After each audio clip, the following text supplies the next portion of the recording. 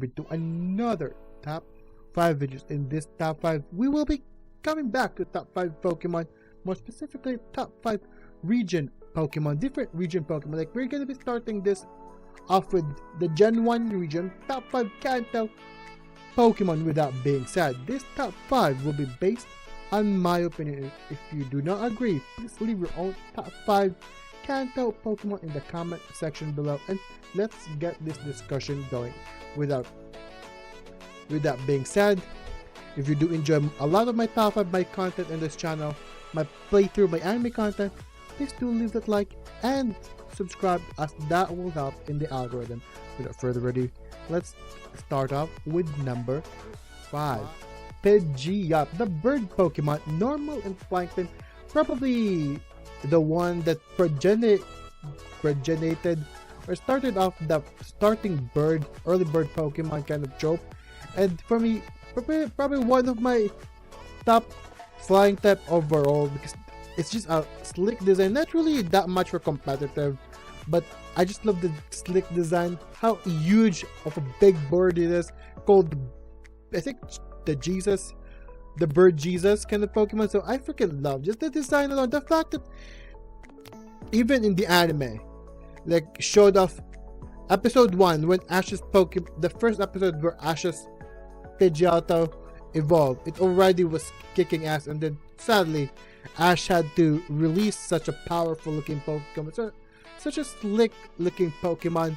And with that, I freaking love the anime appearance, the design, how iconic the design is. Like, so simple and it's so impactful. Without further ado, number 5, Pidgeot is definitely one of my top favorite flying types of all time. So yes, just gonna be chilling at number 5. Without further ado, let's proceed into number 4. I mean, this just looks freaking cool, badass, imposing, and the fact that you can get this pretty early on, like right after the first gym badge is over. You can get this literally right after the first gym badge.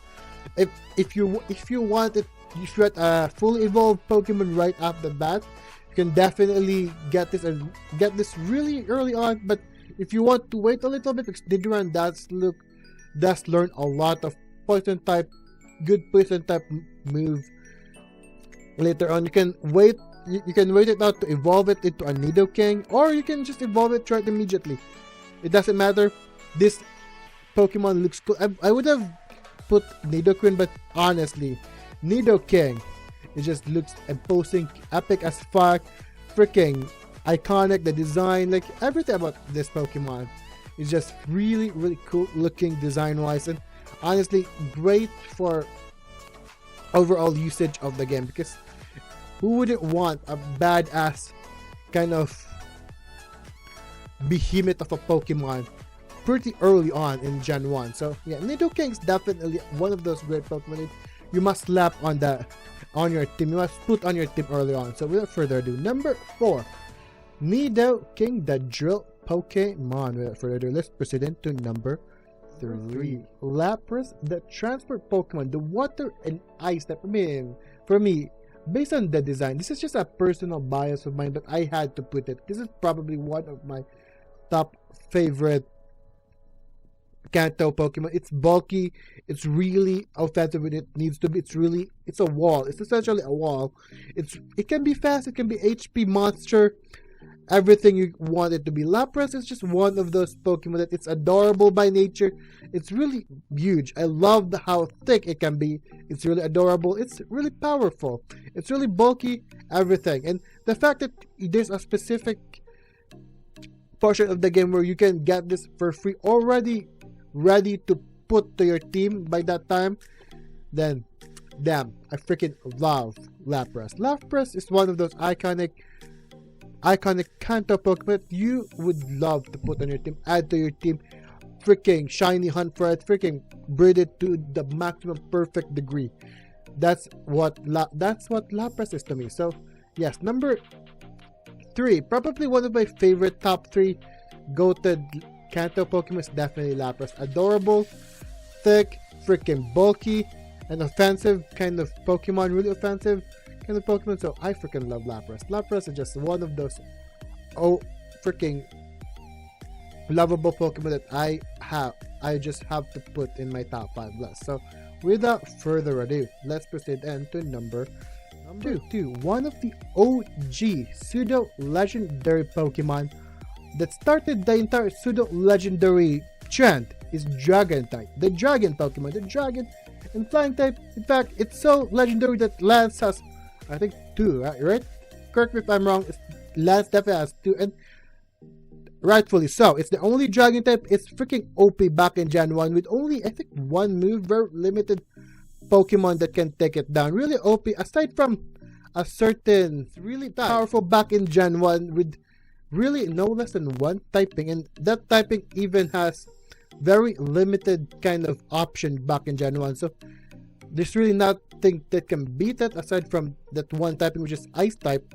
And Ice type is not really that prevalent back in Gen 1. So for me, Dragonite is just one of those badass Pokemon, rivals Charizard in popularity back in Gen 1, and overall adorable. It can be badass, same as Lapras. It can be badass, it can be adorable.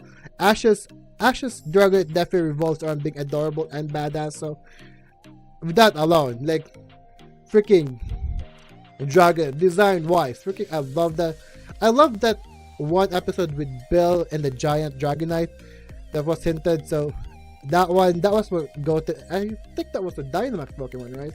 That one episode back in Kanto and the Indigo League. So yeah, over from that episode on, I freaking adore Dragonite. And even the Drake versus Ash fight during the